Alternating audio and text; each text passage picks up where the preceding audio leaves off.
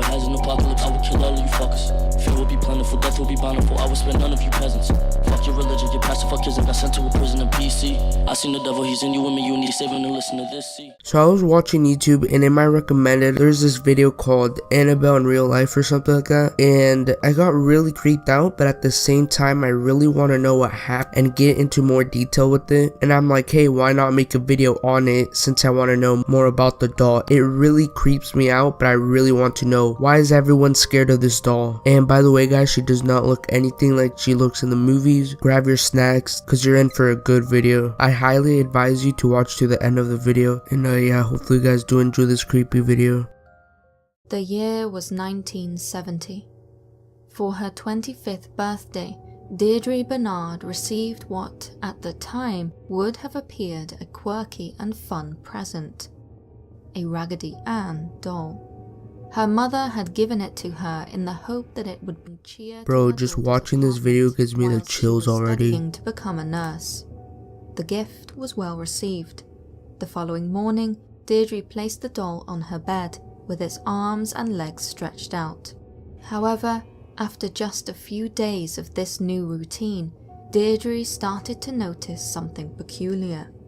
Every morning she would leave her Raggedy Ann doll seated with limbs stretched out, yet every night she would return to find the doll's arms and legs in different positions.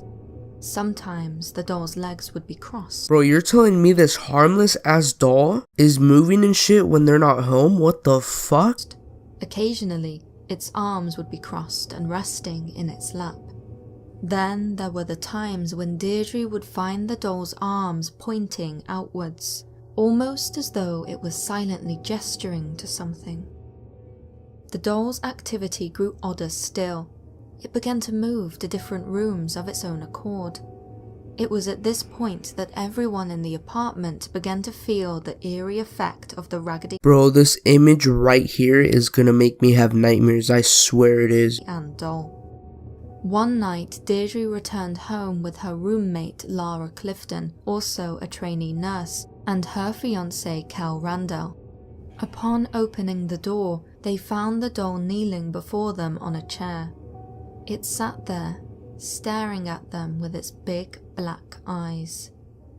Despite having been left as usual on Deirdre's bed, the doll had moved. Bothered by the doll's inexplicable relocation, they moved the doll and tried to make it kneel again. As the rag doll had no joints with which to kneel, each time they positioned it, it flopped over. The only conclusion they could draw was that some force had been keeping the limp legs of the doll in the kneeling position. From then on, the occurrences grew stranger still. Notes, written in pencil on parchment paper, began to manifest randomly around the apartment. The messages included phrases like, "Help us," or "Help Kel." Strangely, neither Deirdre or her roommates could link these messages to an emergency or urgent situation to attend to at the time. Not only that, none of them kept pencils or parchment paper anywhere in the apartment. Assuming that someone was breaking into their home to play a trick on them, Deirdre and Lara began leaving marks around windows and doors. They also rearranged furnishings, all in the hope that, if anyone did enter the apartment, they would leave a trace. All was to no avail. The doll continued to teleport from room to room and change its posture frequently. One day, they arrived home to find the back of the doll's hands covered in something which they could only discern as blood. Its hands were bloody, with 3 distinct spots of blood. Alright, I don't think I can continue that documentary. That's gonna give me nightmares. But if you guys want to go check it out, link down below. Let's move on to a next video because I can't really handle that video. It's too creepy. I don't know about you guys, but yeah, that's creepy.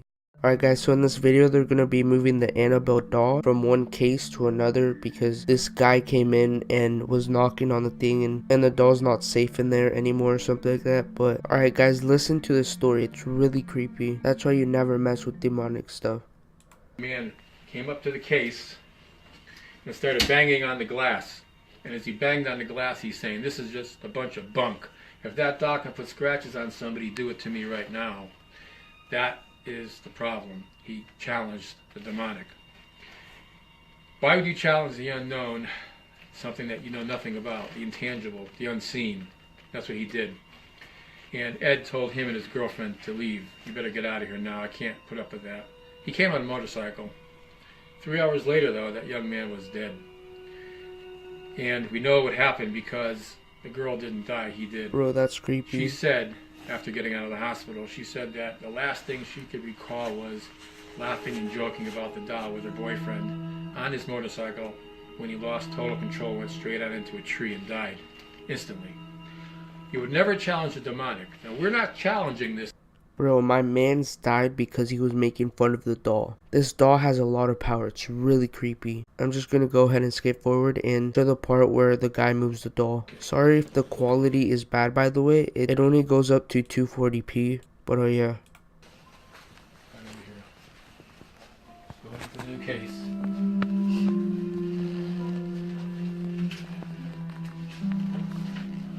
Bro.